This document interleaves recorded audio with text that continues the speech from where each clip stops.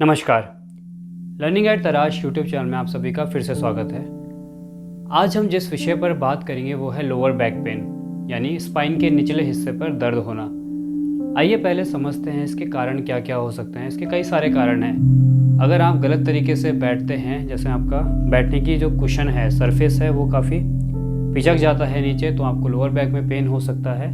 अगर आपका गद्दा बहुत ज़्यादा कुशनी है तो भी आपको लोअर बैक में पेन हो सकता है, क्योंकि आपने 8-9 घंटे जो है उसी में सोना होता है। इसके बाद अगर आपके हिप और थाई मसल्स स्टिफ हैं यानी टाइट हैं, तब भी आपको लोअर बैक में पेन हो सकता है। आपके कोर में स्ट्रेंथ नहीं है तब भी आपको लोअर बैक पेन हो सकता है। लगातार अगर आप खड़े रहते हैं तब भी आपके लोअर बैक में पेन हो सकता है, क्योंकि जो गादी है यानी डिस्क है वो लगातार पिचकते रहती है, तो आपको दिक्कत हो सकती है। ये होगी समस्याएं। अब इसका समाधान क्या है? समाधान सिंपल सा है। आपको अपनी लोअर बैक को स्ट्रेच करना है, ताकि आपके बीच की जो गादी है उसके बीच में से जो नर्व जा रही है वो जो है स्ट्रेच हो जाए और सभी दिक्कतें दूर हो जाए, क्योंकि ये दिक्कत आगे चल के आपको साइटिका जैसी घातक बीमारी को भी जन्म दे सकती है। आइए अब देखते हैं कौन कौन से आसन इसमें लाभदायक होंगे। मेरा नाम विवेक प्राजुली है, तो चलिए अभ्यास को शुरू करते हैं। सबसे पहला एक बहुत बेसिक सा आसन है, कैट एंड काउ पोज। मैं हमेशा रिकमेंड यही करूँगा कि आप जो है पूरे फुल बॉडी के सीक्वेंस को करें। कम से कम आधे 45 मिनट या 1 घंटे का अभ्यास आप कम से कम जोड़ें अपने रूटीन में, और इन कुछ आसनों को आप ज़रूर से जोड़ें ताकि आपको राहत मिले। आज हम जो आसन करेंगे वो बैठकर और लेटकर करने वाले हैं। इसका पार्ट 2 आएगा जिसमें हम खड़े होकर करने वाले आसन करेंगे। आइए देखते हैं किस तरह से करना है। दोनों हाथों को शोल्डर के ठीक नीचे रख दीजिए। दोनों घुटने आपके हिप्स के नीचे, पैरों के पंजे flat. Cat and cow pose यानी माजरी और बिथिलासन। सांस लेते हुए धीरे धीरे लोअर बैक को नीचे किया, चेस्ट को सामने की तरफ स्ट्रेच किया, गर्दन को ऊपर उठा दिया। इनहेल की ये पोजीशन रहेगी आपकी। एक्सेल पे गर्दन नीचे, शोल्डर ब्लेड्स ऊपर, लोअर बैक और मिड बैक ऊपर। Inhale up, exhale back.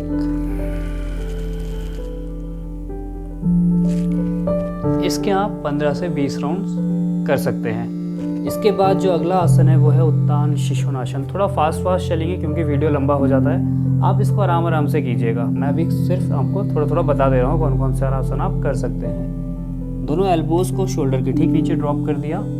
Elbows को हल्का सा बाहर कीजिए, फोरहेड को नीचे रखिए और फिर सामने की तरफ स्ट्रेच कीजिए। घुटने हिप डिस्टेंस अपार्ट, पैरों के पंजे भी हिप डिस्टेंस की दूरी पर। दोनों हाथ एक दूसरे के पैरेलल यहाँ पे। लोअर बैक को पीछे की तरफ स्ट्रेच किया, मिड बैक को नीचे की तरफ ड्रॉप कर दिया और फिर चेस्ट को सामने की तरफ स्ट्रेच कर दिया। घुटना और हिप आपका एक लाइन पे। और यहाँ पे सांस लीजिए और छोड़िए आराम से।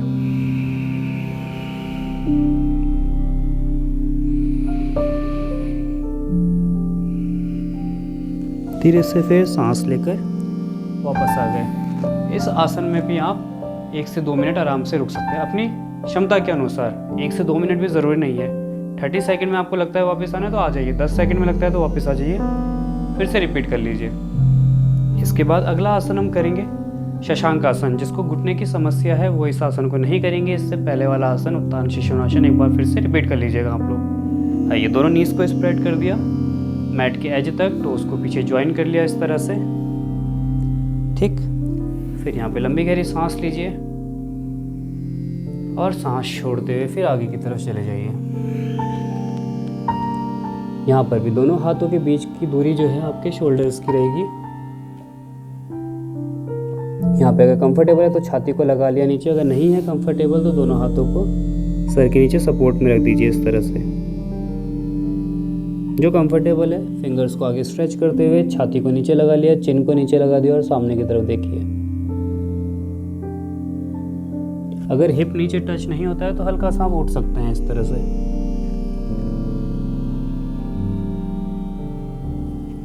ठीक, फिर धीरे से सांस लेके वापस आ जाइए।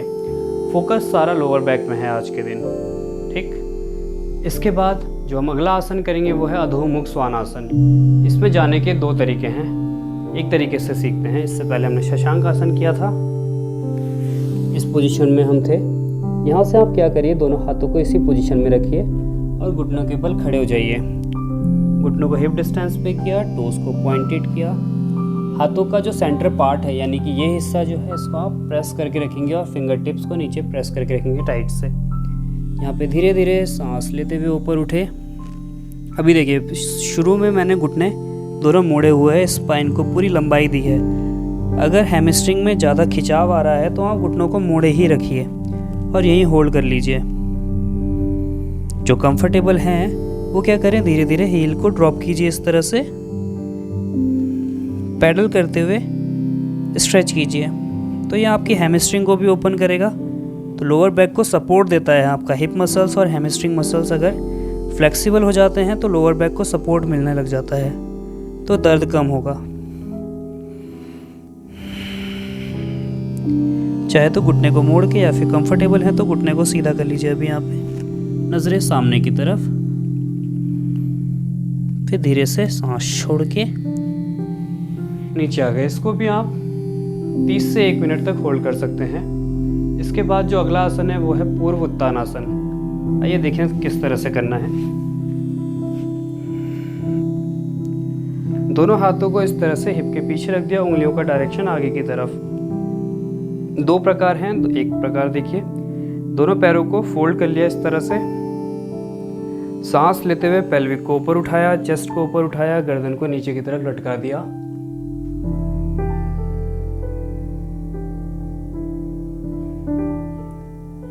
जो इस पोजीशन में कंफर्टेबल है वो क्या कर सकते हैं, दोनों पैरों को सीधा किया, फिर धीरे से सांस लेके ऊपर।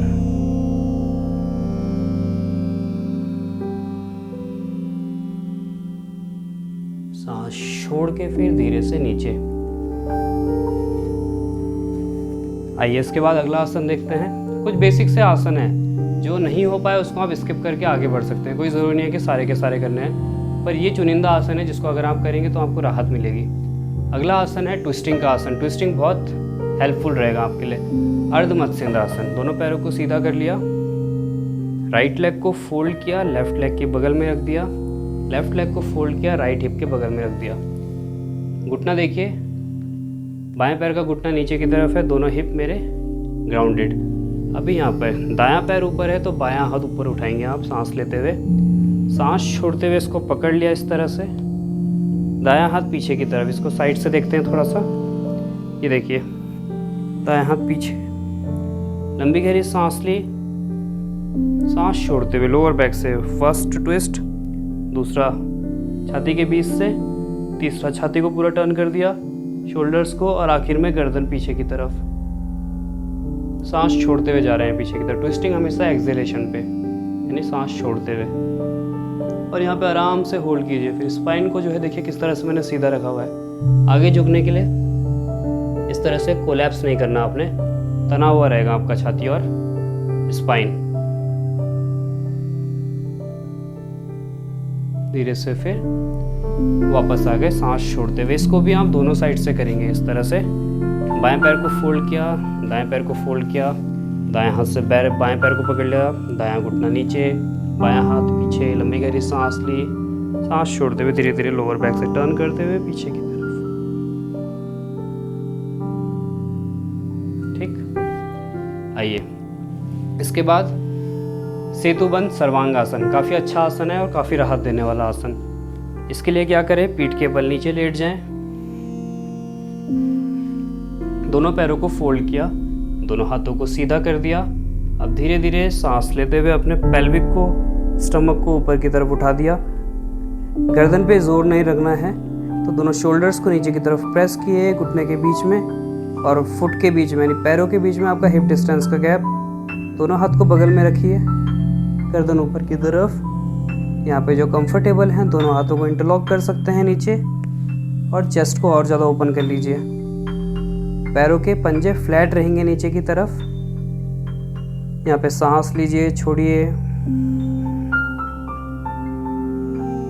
आराम से रुक सकते हैं। जो कंफर्टेबल हैं वो क्या कीजिए, दोनों हाथों को सपोर्ट में हिप के नीचे इस तरह से लगा सकते हैं और ऊपर उठ सकते हैं। चाहे तो यहाँ पे ब्लॉक का भी सपोर्ट ले सकते हैं आप। दिखा देता हूँ मैं ब्लॉक के साथ भी। इस तरीके का वुडन ब्लॉक अगर आपके पास है तो बहुत अच्छी बात होगी। इसको मैंने अपने सैक्रम पे अटका दिया इस तरह से, लोअर बैक के ठीक नीचे, और फिर दोनों हाथ बगल में।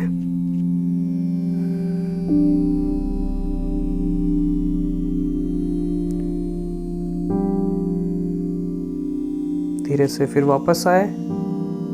इसका काउंटर पोस्चर करना ज़रूरी है। फिर दोनों पैरों को फोल्ड किया, अपान आसन, छाती के पास ले आए, पैर को प्रेस किया। टोज देखिए ऊपर की तरफ पॉइंटेड है। इससे आपका शिन बोन स्ट्रेच होता है। अगर आप इसको फ्लैट कर देंगे तो भी आपका पैरों में अच्छा खिंचाव है। तो दोनों ठीक हैं, ऐसे भी रख सकते हैं और आप ऐसे भी रख सकते हैं। अगर दोनों पैर एक साथ नहीं होते हैं तो अर्धापान आसन कर सकते हैं। एक पैर ऊपर, एक पैर नीचे, ये भी अच्छा आसन है। दूसरी साइड से भी करेंगे इसको।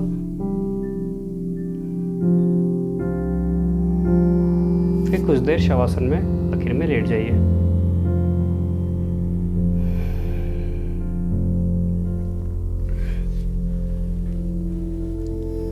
तो आशा करते हैं आपको ये वीडियो पसंद आई होगी और आप इसका अभ्यास करेंगे और उनके साथ शेयर ज़रूर करेंगे जिसको इसकी खास ज़रूरत है।